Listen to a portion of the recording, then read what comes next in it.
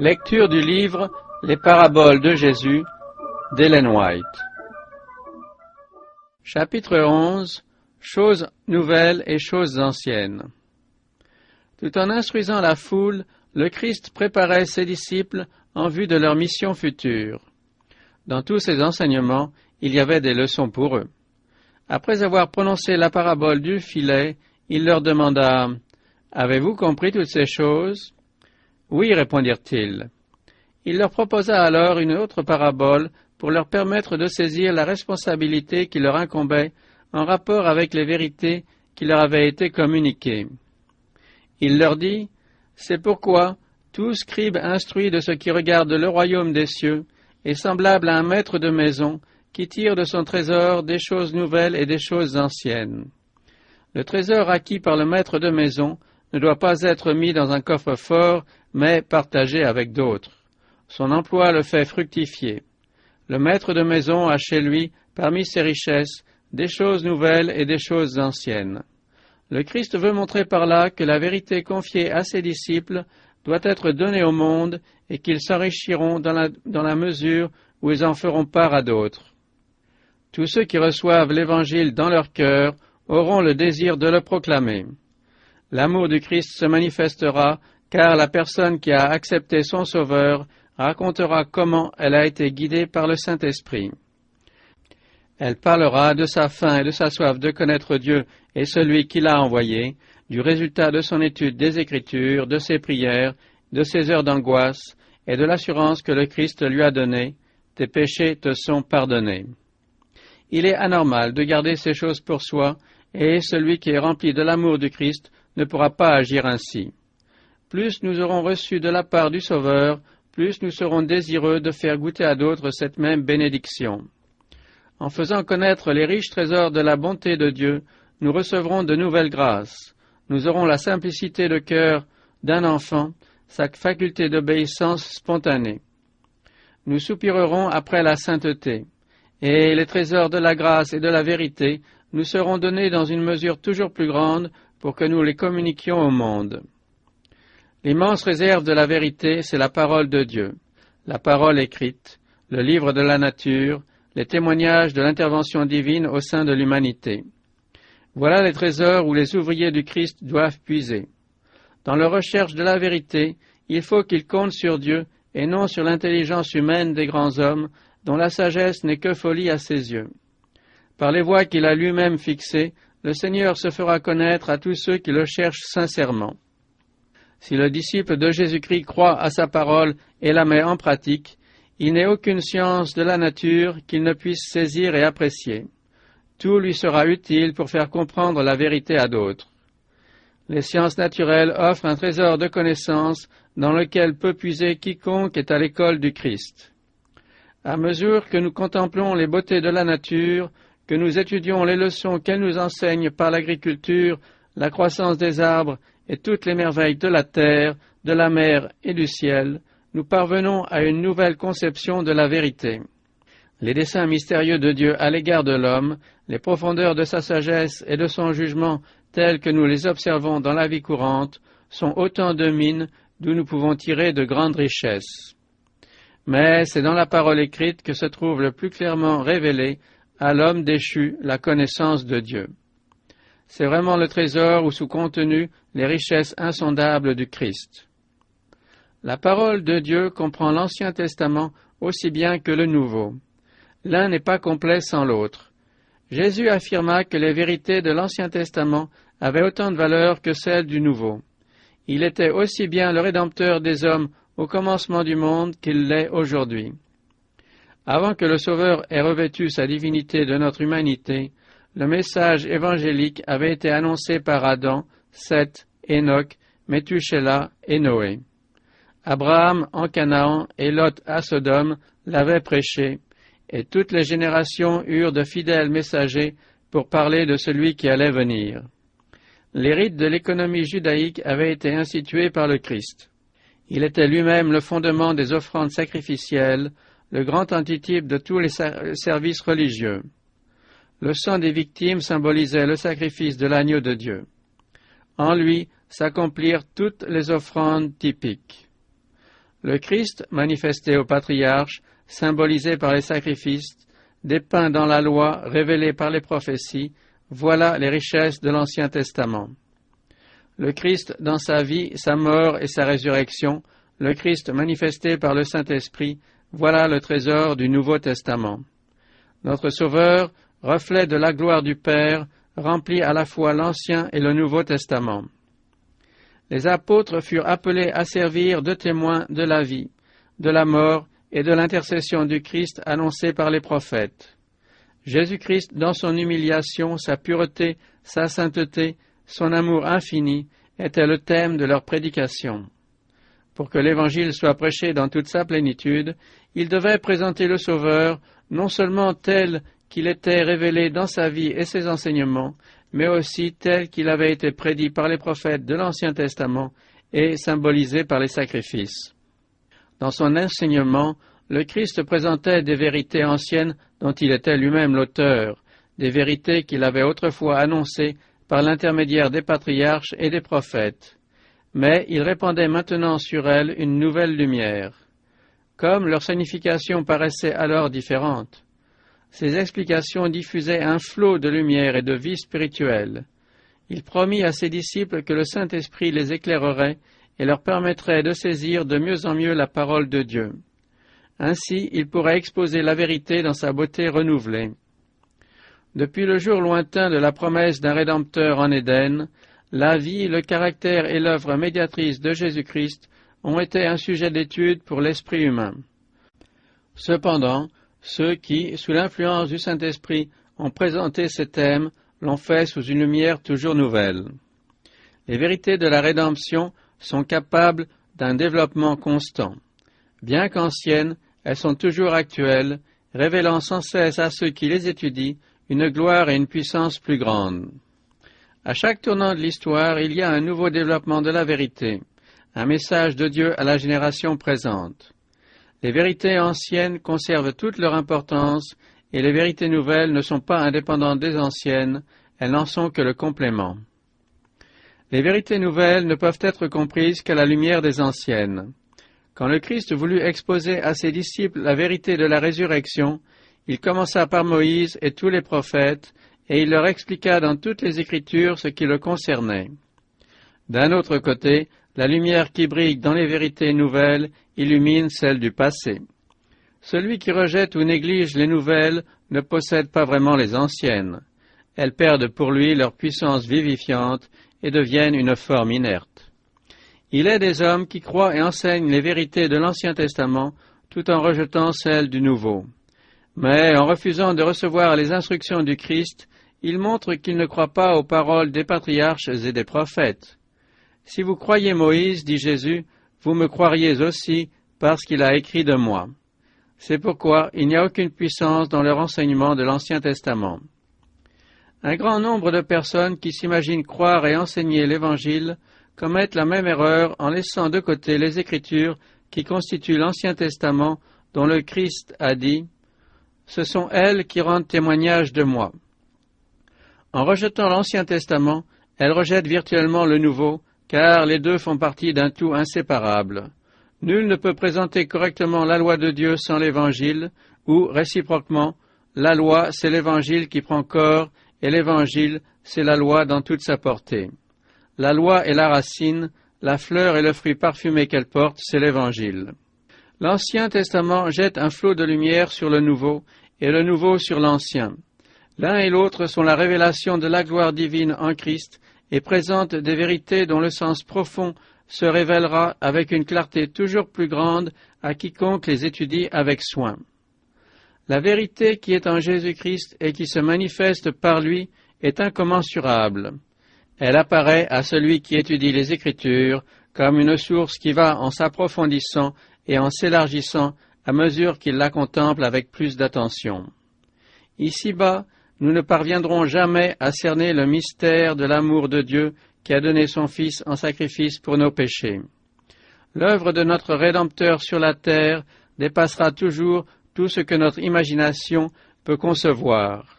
Nous aurons beau faire l'impossible pour pénétrer ce mystère, notre esprit se fatiguera avant d'y être parvenu.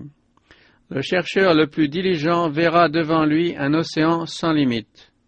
La vérité qui est en Jésus-Christ peut être expérimentée, mais non expliquée.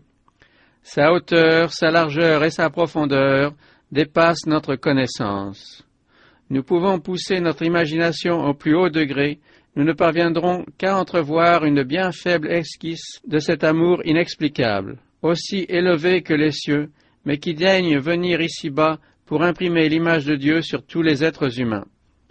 Cependant, il nous est possible de nous rendre compte en partie de l'étendue des compassions divines à notre égard. Elles sont révélées au cœur humble et contrit. Nous ne comprendrons l'amour de Dieu que dans la mesure où nous apprécierons le sacrifice qu'il a consenti pour nous. Si nous sondons la parole de Dieu avec humilité, la grandeur du thème de la rédemption nous apparaîtra. À mesure que nous le contemplerons, il augmentera d'éclat, et, à mesure que nous nous efforcerons de le comprendre, il croîtra en hauteur et en profondeur. Constamment, nous sommes appelés à tirer de lui notre subsistance en participant au pain vivant descendu du ciel, en puisant à une source toujours fraîche et toujours prête à répandre ses abondants trésors. Si nous demeurons toujours en sa présence, nos cœurs tournés vers lui pour le remercier et le louer, notre vie intérieure sera continuellement renouvelée. Dans nos prières, nous parlerons avec Dieu comme avec un ami. Il nous révélera personnellement ses mystères et nous ressentirons fréquemment la paix et la joie de la présence de Jésus. Nos cœurs brûleront au-dedans de nous quand il viendra s'entretenir avec nous comme il le faisait avec Enoch. Quand cette expérience sera véritablement celle du chrétien, il se dégagera de sa vie une simplicité, une humilité, une douceur, une tendresse qui montreront à tous ceux qui l'entourent qu'il a été avec Jésus et qu'il a reçu ses instructions. La religion du Christ est une énergie spirituelle vivante et agissante, un principe vivifiant qui remplit la vie du croyant, dans laquelle se manifeste la fraîcheur, la puissance et la joie d'une perpétuelle jeunesse. Le cœur qui reçoit la parole de Dieu n'est pas semblable à une mare dont l'eau s'évapore, ou à une citerne crevassée qui laisse échapper son contenu. Il est comme un torrent qui descend des monts à travers les ravines, alimenté par une source intarissable dont les eaux fraîches et limpides, bondissant de rocher en rocher, revigorent celui qui est fatigué, assoiffé, accablé sous son fardeau. Une telle expérience qualifie celui qui enseigne la vérité et en fait un véritable représentant du Christ. L'Esprit du Sauveur donnera de la puissance et de la clarté à ses déclarations et à ses prières. Le témoignage qu'il rendra de Jésus ne sera ni étroit ni dépourvu de vie. Le prédicateur ne répétera pas toujours les mêmes discours, mais il sera constamment favorisé par l'illumination du Saint-Esprit. Le Christ a dit « Celui qui mange ma chair et qui boit mon sang a la vie éternelle. Comme le Père qui est vivant m'a envoyé et que je vis par le Père, ainsi celui qui me mange vivra par moi. C'est l'Esprit qui vivifie. Les paroles que je vous ai dites sont esprit et vie. Quand nous mangerons la chair du Christ, quand nous boirons son sang, notre ministère offrira l'image des réalités éternelles. Nous ne reviendrons plus sans cesse sur des pensées surannées. Les prédications fades et monotones cesseront. Les anciennes vérités seront présentées sous un jour nouveau. Nous posséderons une nouvelle conception de la vérité que nous prêcherons avec une clarté et une puissance évidentes. Si les personnes qui auront le privilège de bénéficier des soins d'un tel ministère se laissent influencer par le Saint-Esprit, elles sentiront en elles la puissance régénératrice d'une vie nouvelle. Le feu de l'amour divin les embrasera. Leurs facultés seront avivées et leur permettront de discerner la majesté et la beauté de la vérité. Le fidèle maître de maison incarne l'idéal de tout véritable éducateur. S'il considère la parole de Dieu comme un trésor, il en retirera toujours de nouvelles vérités, et s'il reste en communion avec Dieu par la prière, l'Esprit du Christ reposera sur lui et opérera par son moyen en faveur des autres. L'Esprit remplira son intelligence et son cœur de courage et d'espérance, et lui rappellera les exemples de la parole de Dieu, si bien qu'il communiquera tout cela à la jeunesse qui lui est confiée. Les sources de paix et de joie céleste, jaillissant du cœur du maître d'école par les textes inspirés, deviendront un fleuve puissant qui influencera tous ceux qui entreront en contact avec lui. La Bible ne sera pas pour l'élève un livre ennuyeux. Sous la direction d'un maître sage, elle deviendra de plus en plus attrayante. Elle sera comme le pain de vie et ne vieillira pas. Sa fraîcheur et sa beauté charmeront les enfants et les jeunes. Elle sera comme le soleil qui communique sa chaleur et sa clarté sans jamais s'épuiser. Source d'éducation, le Saint-Esprit anime l'Écriture. Une nouvelle et précieuse lumière émane de chacune de ses pages. La vérité y est révélée, mots et phrases acquièrent de l'éclat et un sens approprié aux circonstances. C'est la voix de Dieu qui s'adresse à l'âme. Le Saint-Esprit aime à parler aux jeunes et à leur faire découvrir les trésors et les beautés de la parole de Dieu. Les promesses faites par le grand Maître emporteront l'intérêt et pénétreront l'âme du pouvoir divin. Le croyant se familiarisera avec les choses célestes qui deviendront pour lui un rempart contre la tentation. Les paroles de vérité auront une importance plus grande et prendront une signification insoupçonnée jusqu'alors. Leur beauté et leur richesse auront une influence transformatrice sur l'esprit et le caractère. La lumière de l'amour céleste inondera le cœur comme une inspiration. Une étude prolongée de la Bible ne peut que la faire apprécier et amener celui qui s'y livre à la connaissance de la sagesse infinie et de l'amour de Dieu. La signification de la dispensation israélite n'a pas encore été totalement comprise. Des vérités profondes sont voilées sous les rites et les symboles. L'Évangile est la clé qui donne accès à ces mystères. La connaissance du plan de la rédemption permettra de les saisir. Il ne tient qu'à nous de pénétrer plus avant dans la compréhension de ces sujets merveilleux. Il faut que nous percevions les choses profondes de Dieu. Les anges eux-mêmes désirent plonger leur regard dans les vérités révélées à ceux qui, d'un cœur contrit, songent les Écritures et demandent au Seigneur de mieux saisir la longueur, la largeur, la profondeur et la hauteur de la connaissance que lui seul peut leur donner. Tandis que nous approchons de la fin de l'histoire du monde, les prophéties relatives aux derniers jours réclament tout particulièrement notre attention. Le dernier livre du Nouveau Testament est rempli de vérités qu'il nous faut comprendre. Satan aveugle beaucoup de gens de telle sorte qu'ils sont tout heureux de trouver une excuse pour ne pas étudier l'Apocalypse.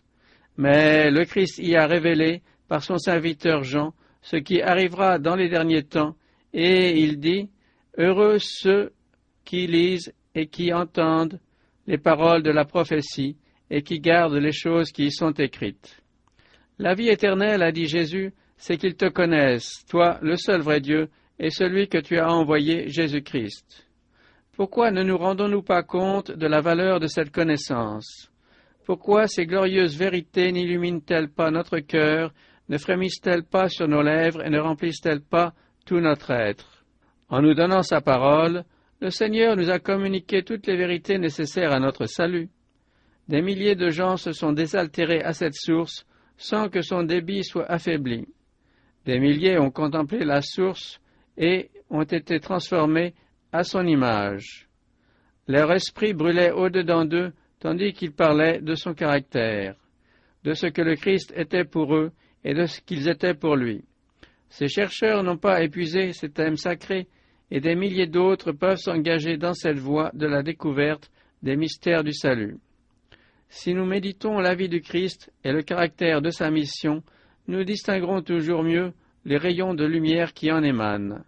Chaque nouvelle recherche nous révélera un aspect encore plus intéressant. Le sujet est inépuisable. L'étude de l'incarnation du Fils de Dieu, de son sacrifice expiatoire et de son œuvre médiatrice pourrait occuper toute la vie du chercheur persévérant.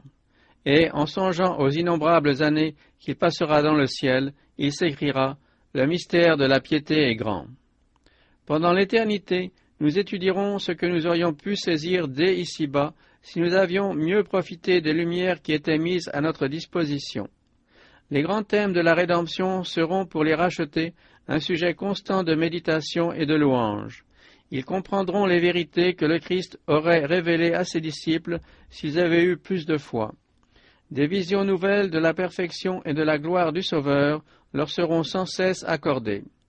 Pendant l'éternité, le fidèle maître de maison tirera de son trésor des choses nouvelles et des choses anciennes.